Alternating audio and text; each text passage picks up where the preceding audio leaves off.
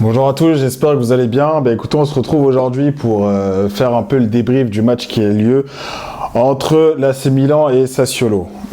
Score final 1-0, but de Pulisic à la 60e minute, d'une superbe passe de Bennacer. Donc concernant ce match, ce qu'il faut savoir, c'est que malheureusement, et je dis bien malheureusement, il y a des victoires qui font du bien, mais qui ne sont pas rassurantes. Il y a des victoires qui font du bien et qui ne sont pas rassurantes. Je m'explique. Pourquoi ? Parce que dans un premier temps, effectivement, la victoire d'aujourd'hui, elle fait du bien. Elle fait du bien compte tenu du contexte actuel de l'AC Milan, des défaites, des désillusions qu'on a pu avoir, que ce soit en Europe ou des derniers matchs nuls qu'on a pu faire. Donc, elle fait du bien par rapport à ce contexte global. Elle fait du bien également, pourquoi ? Parce que dans un second temps, entre guillemets, on arrive quand même à mettre un peu de distance avec la Fiorentina, qui commençait petit à petit à nous couler au basque de plus en plus. Donc là, on reprend 3 points d'avance. C'est quand même léger, on n'a pas le droit à l'erreur, mais ça fait quand même du bien. Et d'un second temps, on se rapproche un peu plus également des deux de devant, que ça soit de la Juventus avant leur match.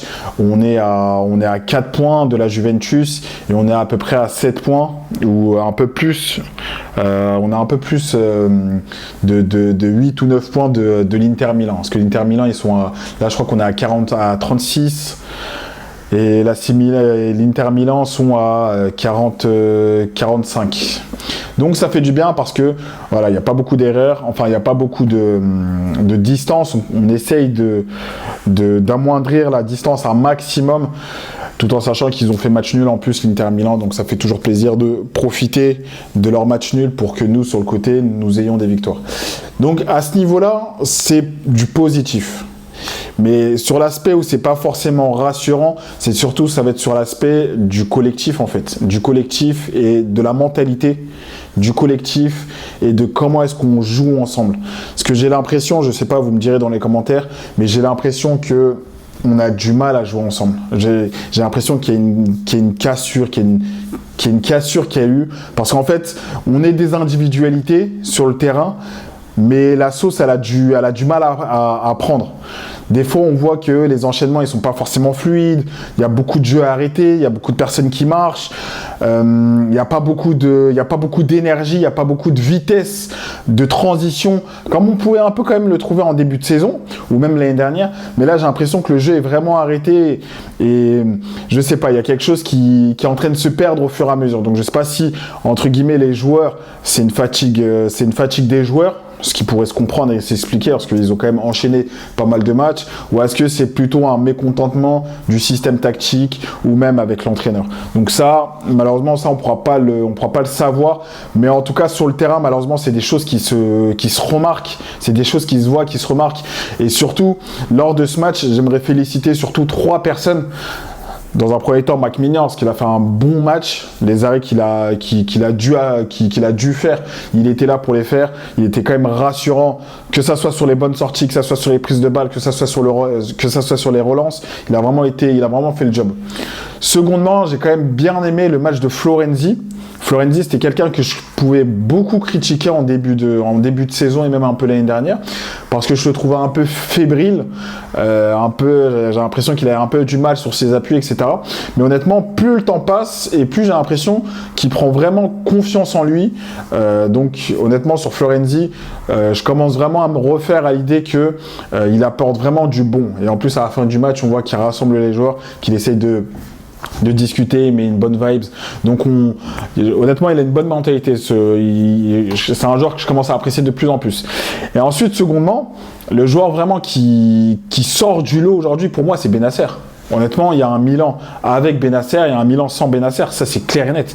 Bennacer, au niveau technique, il est complètement au-dessus. Et on le voit bien déjà dans le but qu'il a marqué, la passe qu'il a faite, malgré le fait qu'elle soit déviée par un défenseur. Mais il faut la voir quand même, la passe. Au niveau de ses choix de passe, au niveau de ses placements, honnêtement, Bennacer, il fait du bien, énormément de bien. Et j'ai un peu de mal avec... c'est pas que j'ai un peu de mal avec Reiners, mais c'est que j'ai l'impression que Reiners, malheureusement, pareil, en termes de volonté, il est toujours là sur les ballons, à se donner à fond, etc. Mais en termes de justesse technique, c'est pas ce qu'il faut, il n'est pas à la hauteur encore. il n'est pas à la hauteur en termes de justesse technique. Sur le dernier ballon, on l'a encore vu aujourd'hui, où à un moment donné, il était presque seul sur la ligne du point de pénalty. Il te met un plat du pied au lieu de te mettre la dernière des frappes. Donc j'ai l'impression qu'il manque encore de justesse technique, d'assurance. Mais voilà, Bennacer, il fait du bien. Ensuite, dans le milieu de terrain, Loftus-Cheek, malheureusement, était invisible aujourd'hui. J'ai l'impression que Loftus-Cheek, c'est le genre de joueur, c'est le genre de grand joueur pour les grands matchs. Et ensuite, sur les matchs classiques, on ne le voit pas trop. Hein. Sur les matchs classiques, concrètement, le dernier gros match qu'il a fait, c'était le match face au PSG. C'était le match face au PSG, après on l'a plus revu. On l'a plus revu. Je sais pas si en termes de blessures, si physiquement il se sent bien ou pas, etc. Mais en tout cas, là, Loftus-Cheek, on ne le voit plus. Giroud, ça devient de plus en plus compliqué. La titularisation de Giroud, elle devient de plus en plus illogique, incompréhensible. Après, je comprends bien, c'est un taulier, c'est un grand attaquant, il n'y a absolument rien à dire.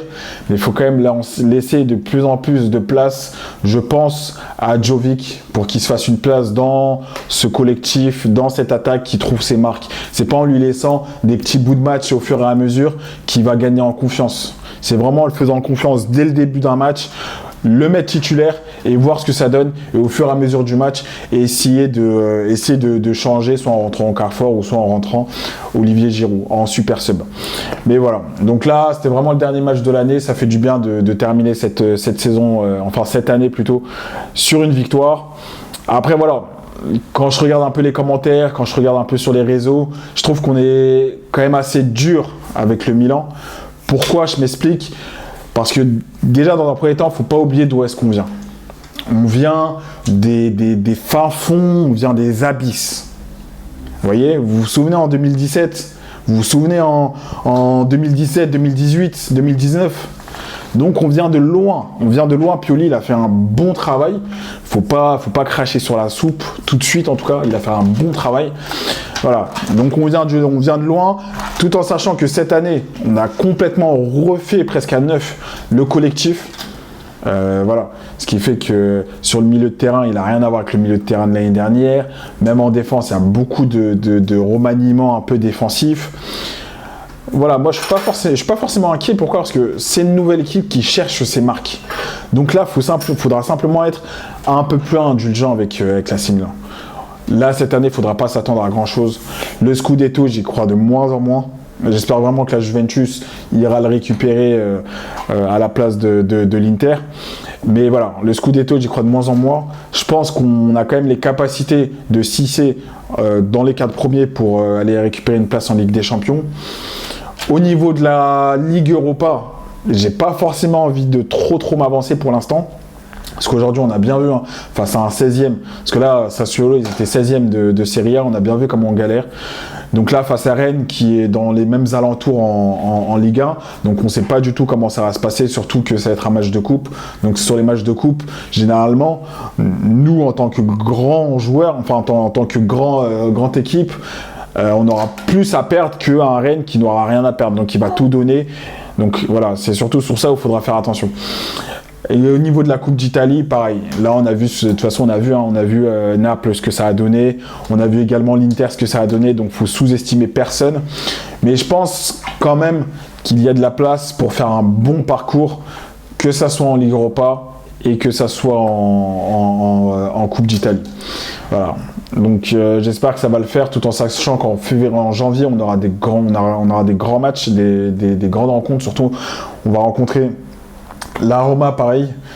Donc voilà, prenez soin de vous, écoutez, passez une bonne année, prenez soin de vos proches, et on se retrouve et on se dit à l'année prochaine, au 2 déjà, d'ailleurs c'est le 2, hein, le 2, mardi 2, pour le débrief du 16e de finale de Coupe d'Italie entre Cagliari et l'AC Milan.